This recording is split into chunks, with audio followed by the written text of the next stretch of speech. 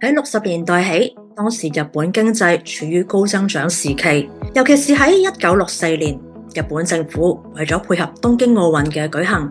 而放寬過去嚴格嘅外匯管制同埋旅遊限制。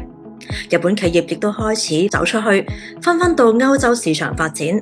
而法國巴黎就係當時日本企業進軍歐洲嘅首選之地啦。由於聖安娜街嘅位置正正就喺當時嘅商業核心地段，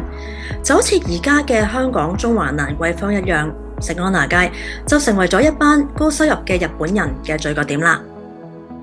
無論係餐廳嘅數目、食物嘅選擇都非常之多，而且價錢亦都豐儉由人。而家我就帶大家去第2站，係一間傳統嘅中華日式料理餐廳。